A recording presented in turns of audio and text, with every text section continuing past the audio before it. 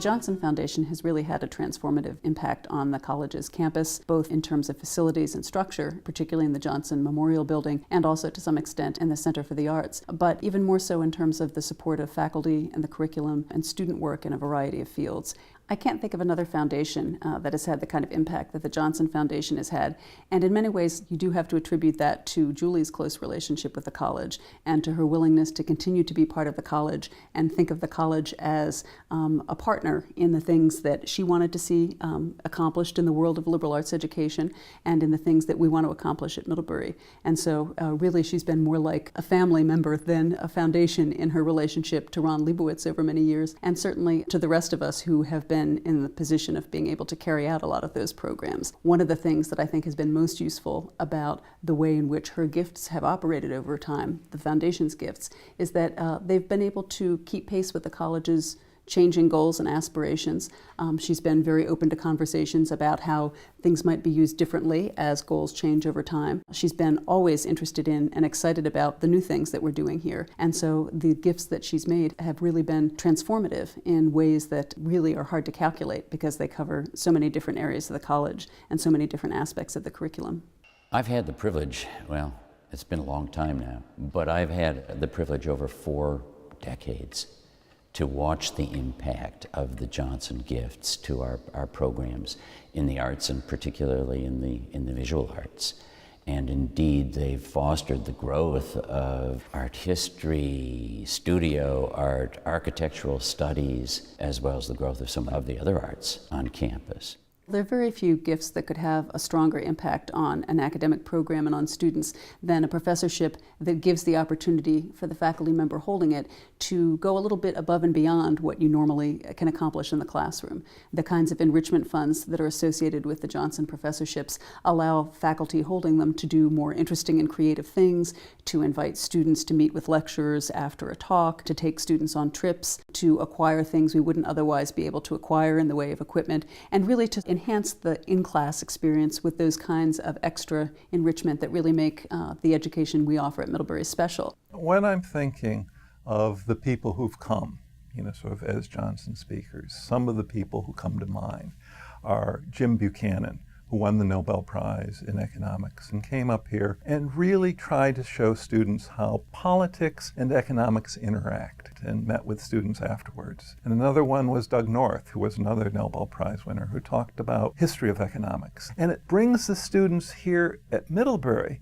sort of stuck in a small place in Vermont, into the international set of ideas. I'm thinking, for example, about the Johnson Music Professorship. The current holder of that professorship, Peter Hamlin, was a terrific new hire we made a few years back who brought lots of new energy and ideas about electronic music, something we hadn't currently offered, and needed equipment, needed space, needed the opportunity to explore new things in the curriculum, and none of that would have been possible if we hadn't been able to create the extra funding that allows him to work with students in the studio that creates wonderful music, creates wonderful opportunities, and allows him not only to pursue his own research, but to actively engage students in that. There's so many facets of our program that have been supported by the Johnson Foundation gifts, and very early on, one of the most important things was the Distinguished Johnson Professorship in the Arts. In the early days, in the late 70s, we were enabled to bring in people like Leopold Ettlinger and H.W. Jansen to lecture and to teach courses here.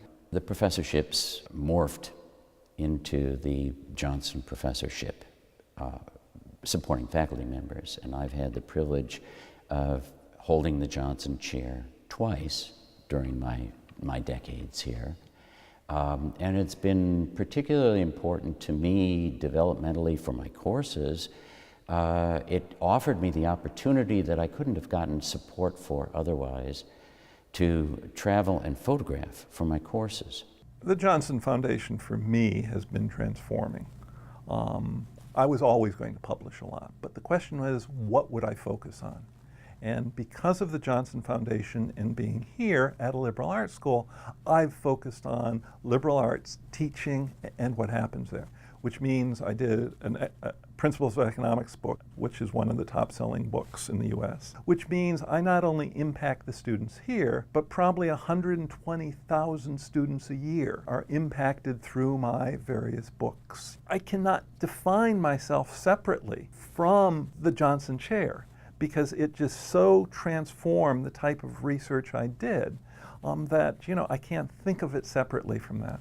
For many students, the opportunity to hold an internship gives them a chance to connect the kind of education in the liberal arts that they're getting in economics, in arts, and other areas with the sort of practical experience that will allow them to take their education and use it in some meaningful way in their professional lives. And so the opportunity for students to hold an internship through Johnson funds that gives them the prestige of having that kind of funding, but also the real practical experience that makes those connections vivid and real for them has been a tremendous benefit of the funding associated with the Johnson Chair.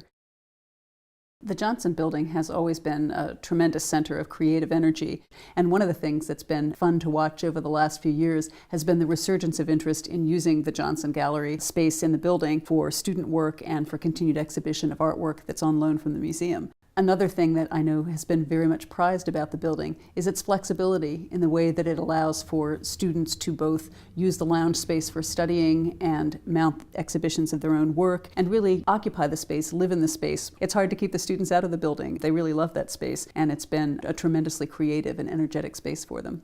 The Johnson Art Acquisition Funds, as I think Richard Saunders or others at the museum would tell you, have played a critical role in our ability to bring the museum really to a whole different level over the last couple of decades. Johnson funds in the early days helped us to acquire a whole set of contemporary works, large-scale prints by major American artists at a time when we could afford to buy them.